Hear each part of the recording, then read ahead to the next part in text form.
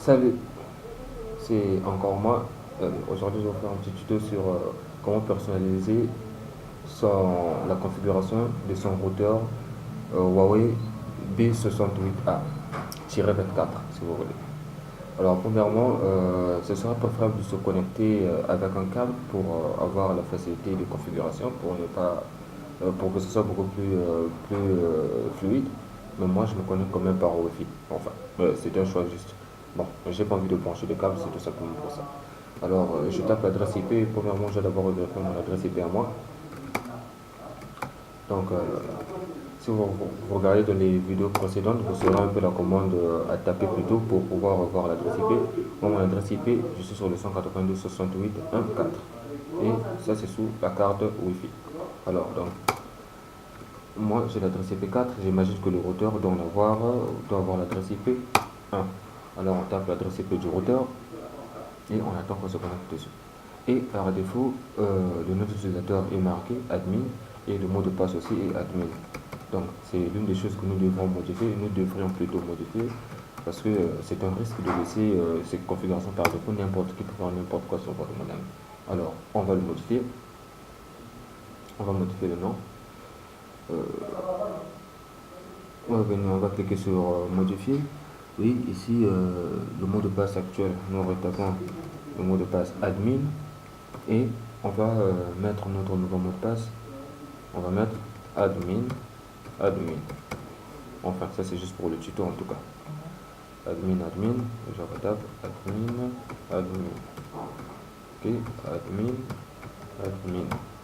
Tout simplement pour la vidéo.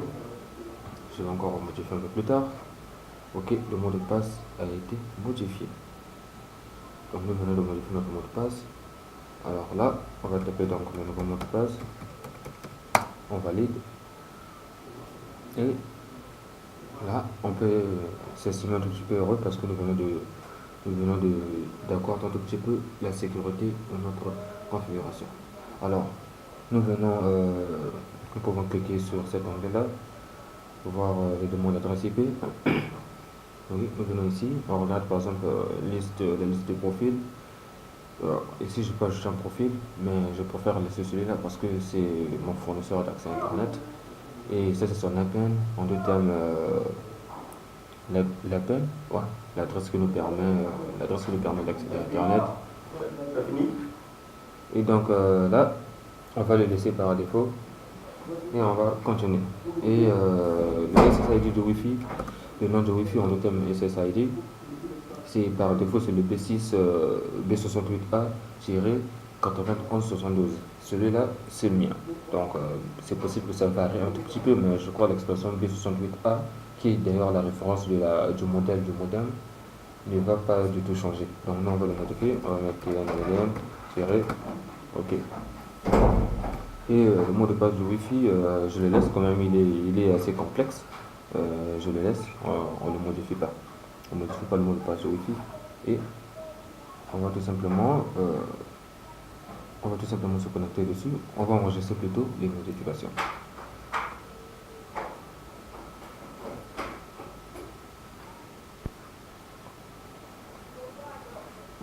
Donc là, ça restart. Donc là, ça restart. Et normalement, oui, je suis censé être hors connexion pendant un moment donné. Je suis censé être hors connexion pendant un moment donné. Hein, là, je me reconnecte, ok. Je me reconnecte, donc il me demande de retaper le mot de passe admin. On tape le mot de passe admin du routeur. Et on attend, voilà. Comme par magie, on atterrit encore ici.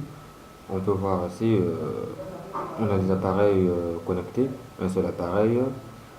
Appareil connecté à domicile en Wi-Fi, plutôt en mode câblé aussi un seul appareil. Donc en Wi-Fi un appareil, en câble aussi un seul appareil. Donc le serveur est connecté via le câble et moi je suis connecté via Wi-Fi. Donc nous sommes actuellement que deux à être connectés. Personne d'autre n'est là pour l'instant. Ok. Donc on peut revenir ici sur recharge. Pour ce modem, en tout cas pour la version d'Airtel, il a la possibilité, il nous ramène du côté où on peut recharger. On peut voir aussi, consulter notre messagerie. Ouais, et il nous raconte tout son blabla. Ouais. Et on peut venir aussi ici du côté internet. On voit ici wireless. On a type d'adresse IPv4. L'adresse IPv4, on a notre adresse IP. Ça, c'est l'adresse IP du fournisseur d'accès. Il nous attribue. Et l'adresse IP du serveur DNS par défaut. Et le second DNS, c'est celui de Google. Vous le connaissez tous, j'imagine très bien. Et donc, oui, on a le profil, on a ce profil-là. On a d'ailleurs vu au début de l'activation. On le laisse et les paramètres sans fil avancés aussi. On va les laisser comme ça. Donc, nous, on va faire que parcourir tout ça. Donc, à vous de voir si vous voulez modifier. Vous voyez au moins de quel côté vous pouvez aller modifier. Ici, c'est la sécurité de la carte SIM. Vu qu'à l'intérieur de ce modem, il y a bien entendu une carte SIM. Et cette carte SIM a un code PIN qu'on peut activer. Donc, un code PIN qu'on pourrait activer à n'importe quel moment. Mais nous, on n'en a pas du tout besoin. Mode de réseau, recherche de réseau.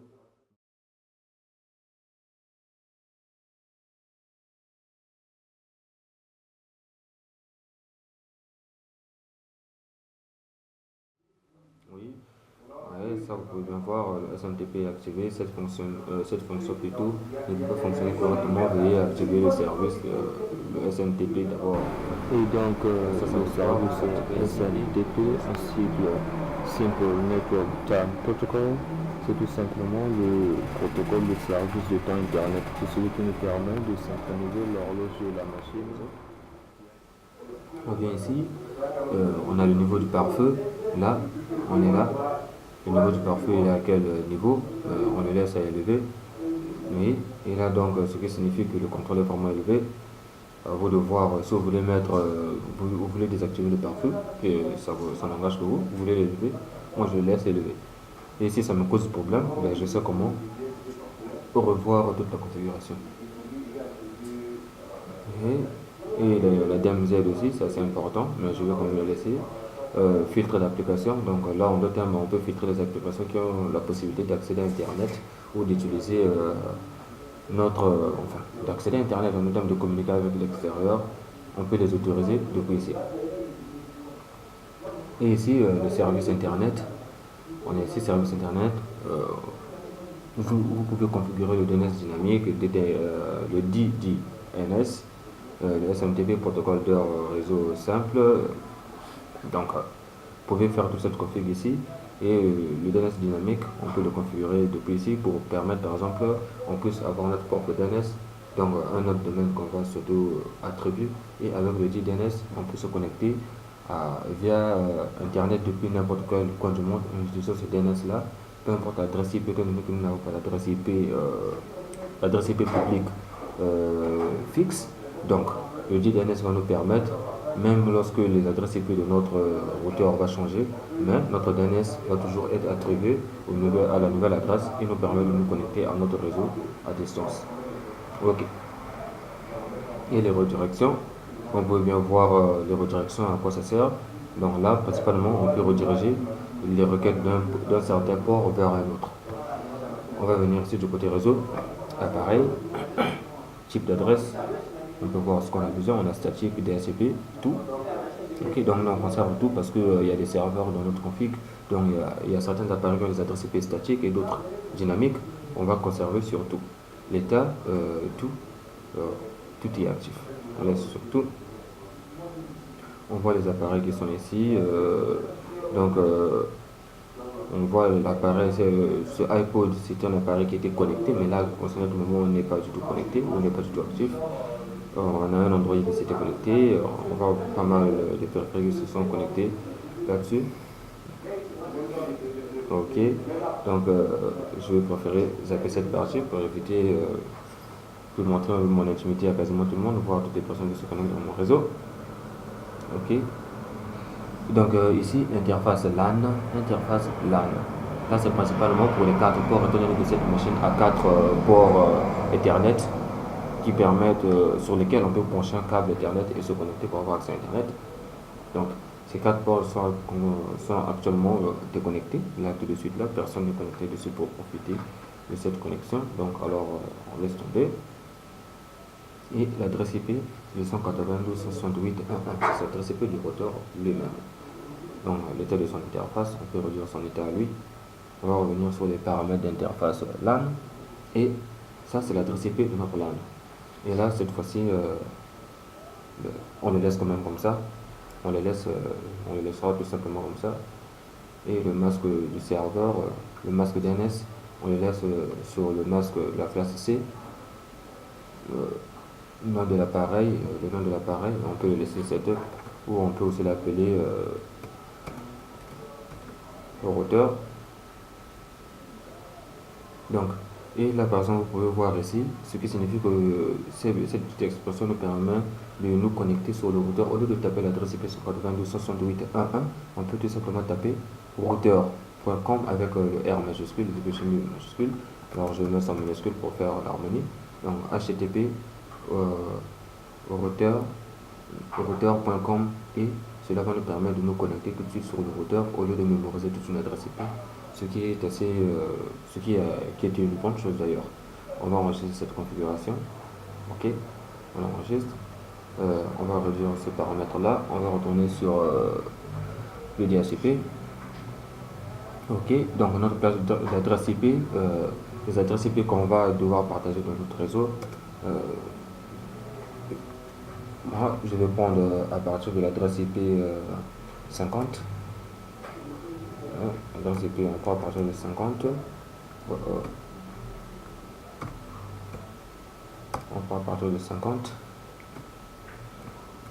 jusqu'à l'adresse IP 250.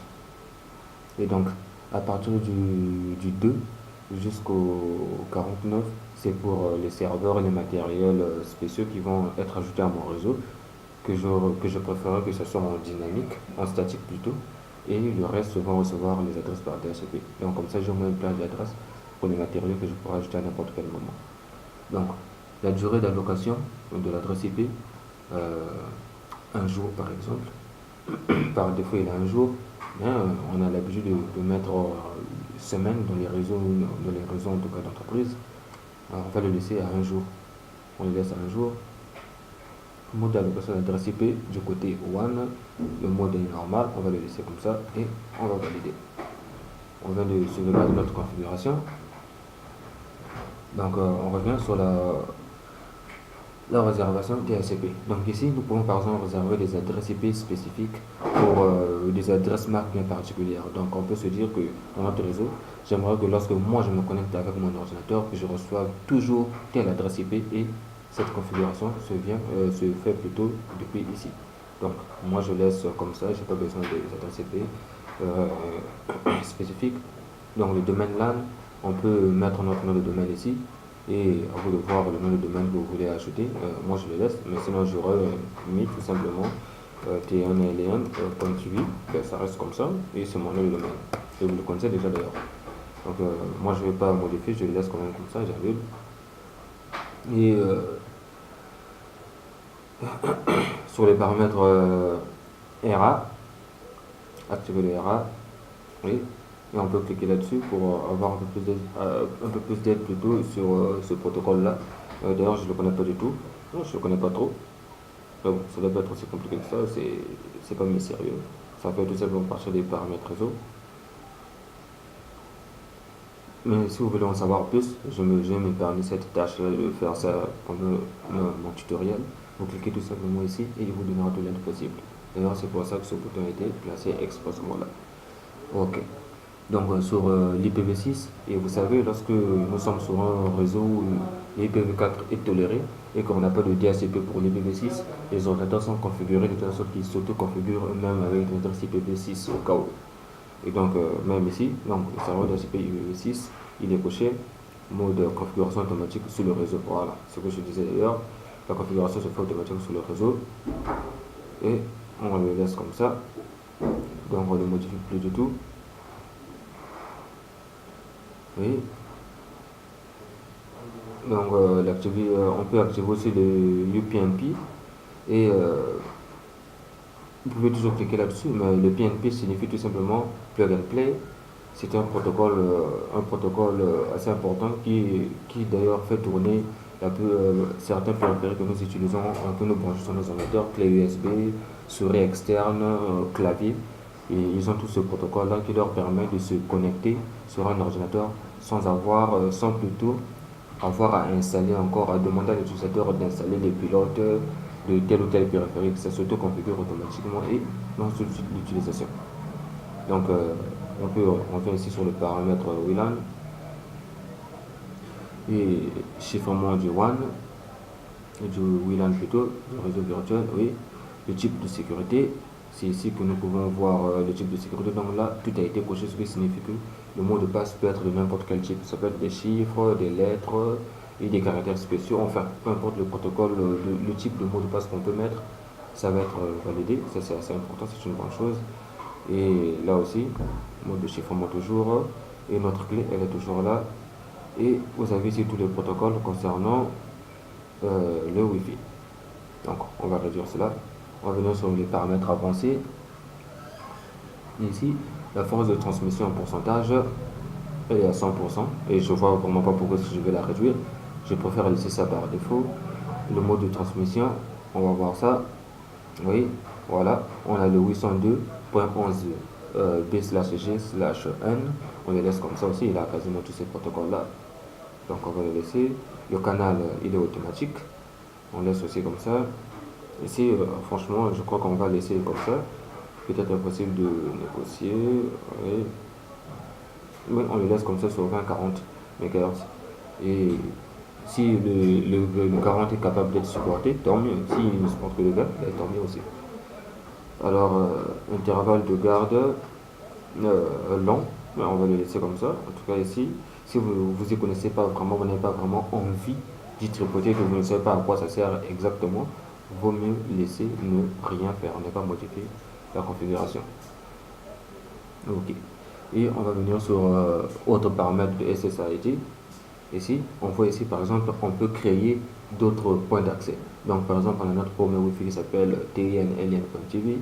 On peut aussi créer un autre Wi-Fi qui va s'appeler par exemple TNLN2.0.TV.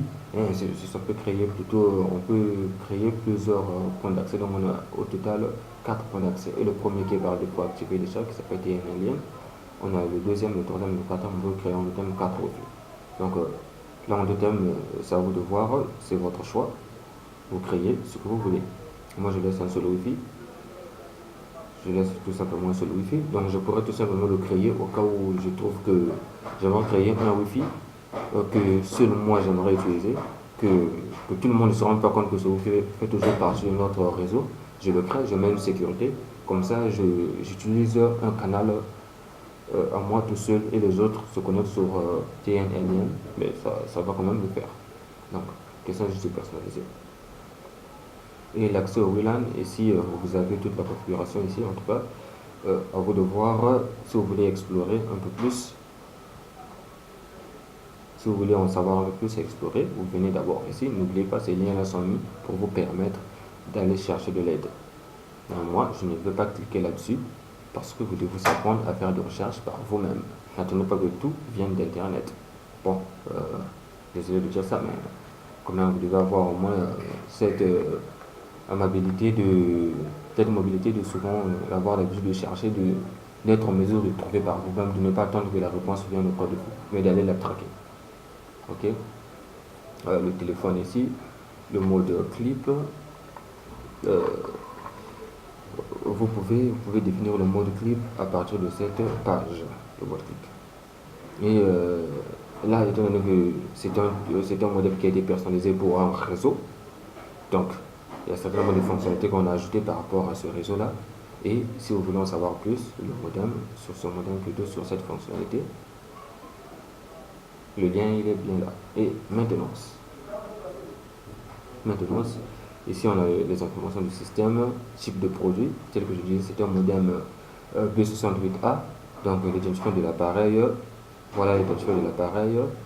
Je suis sûr qu'au montage de la vidéo, je crois que vous ne verrez pas comment les identifiants, je vais les griser, parce que ce sont des numéros assez vulnérables. Ok. La version de modem, HW version modem, voilà la version. Tout ça, ce sont les numéros personnels en tout cas du modem. Donc, avec ça, le fabricant il est capable de le traquer et de l'espionner aussi, en tout cas. Et même pour ceux qui sont assez malins, peuvent aussi utiliser ces informations pour pouvoir le traquer. Ok. Ici, c'est pour le Wi-Fi. Le Wi-Fi, les informations que nous avons créées sont là. Et le Wi-Fi est-il allumé, en marche ou éteint? Voilà aussi la configuration. L'adresse MAC de ce point d'accès, de ce Wi-Fi. Et voilà, le mode de sécurité. Et toutes les sécurités sont activées. Le canal est automatique et c'est bien un seul canal. La force de transmission est à 100%. La région, voilà la région. Et donc là, on a des informations généralistes sur tout ce qu'on a eu à apporter sur notre modem. Ici, les informations sans fil. Ok, les informations sont là. On a l'email, IM plutôt SI, le numéro. Ben, on n'a pas mis le numéro. Ah, ça au moins c'est une bonne chose. Séquence d'accès au réseau. On a la 3G et la 2G. Sauf que donc, pas de 4G là-dessus malheureusement. La force du signal est la moins 76 décibels. L'état du service, le service disponible, ok. Le domaine, le CSC et PS, est-elle l'itinérance normale? En tout cas, ces informations sont là à vous de voir. Le sous-mode système, le HSPA+, qui est tout simplement le synonyme de 3G. Donc, je vais vous faire en tout cas un petit résumé de tout ce que, par rapport à ma connaissance, ce que je peux vous dire. Et le gestionnaire de compte, on a le compte admin ici qui est l'administrateur de compte et on peut toujours le modifier ici en quelque sorte. Et on a la gestion de l'appareil. Oui, on peut en deuxième ici redémarrer le point d'accès, donc redémarrer le routeur et ça va quand même. Ici on peut le resetter, donc réinitialiser toutes les configurations, on peut le mettre, remettre tout à zéro pour l'utiliser. Et aussi c'est possible de le faire sur le routeur lui-même. Il y a un endroit où toujours en main pour pouvoir resetter le modem, mais on peut le faire depuis cette interface si on n'a pas accès au modem physiquement. Donc on peut le faire à distance et voilà quoi. Ok. Donc ici on a mise à niveau en ligne. La version actuelle est à jour. Ok. Donc là on doit c'est pour faire les mises à jour du firmware du modem. Mais c'est intéressant ça aussi. Dans le cas où on aurait des bugs avec cette version intérieure et que le fabricant Huawei a décidé de faire des mises à jour pour corriger ces derniers, et on peut faire des mises à jour là. On peut faire des mises à jour à ce niveau. Ok. Sauvegarder ou restaurer les paramètres. Donc ici on peut faire une sauvegarde des paramètres, on les sauvegarde, on les met sur un fichier qu'on va exporter. Ensuite, au cas où on va resetter le modem par accident ou un imbécile va se connecter sur notre réseau et resetter, désolé de l'expression, va resetter notre routeur. Au lieu de reconfigurer tout pas à pas, on va tout simplement refaire appel au cliquant sur restaurer. Il va nous ramener sur le fichier qu'on avait sauvegardé pour restaurer notre config. Et c'est une bonne chose aussi. Ok, journal du système. Journal du système, là on a tout ce qui s'est passé sur le système, les personnes qui se sont connectées. En tout cas, toutes les informations sont là. Et donc on peut même les filtrer. Niveau d'utilisateur, système, sécurité. Donc on peut filtrer ces informations. Donc ça, moi je vais les laisser. Ce sont les informations assez personnelles de mon réseau. Vous n'allez pas tout voir. On vient sur diagnostic, plutôt diagnostic, une clé. Ouais, donc diagnostic, une clé. Ok. Donc ici on a Internet, on a le LAN, on a le WLAN et on a quasiment tous ces protocoles qui sont ici. Donc on peut diagnostiquer. On peut les diagnostiquer ici. On peut diagnostiquer Internet pour voir d'où provient le problème lorsqu'on a peut-être des problèmes avec notre réseau. On peut diagnostiquer Internet, le LAN ou le WLAN pour voir de quel côté est le problème. Et on peut tout simplement le faire par routine pour voir si tout fonctionne dans notre réseau. Et ce sont des outils assez importants. C'est pas pour rien que c'est dans l'onglet maintenance. Ok. Ici on a l'outil ping et pour ceux qui font un peu réseau savent que signifie ping et à quoi est-ce qu'il sert. Voilà. Donc ici on peut par exemple faire le ping d'une adresse IP. Par exemple, dans mon réseau, moi j'ai un ordinateur qui est sur l'adresse 192.168.1.10. Mais je peux faire le ping et une fois qu'il aura fait le ping, il va ramener du résultat. Donc la diagnostic en cours, il va aller vérifier le ping, si cet appareil-là est détectable plutôt dans le réseau, et ainsi de suite.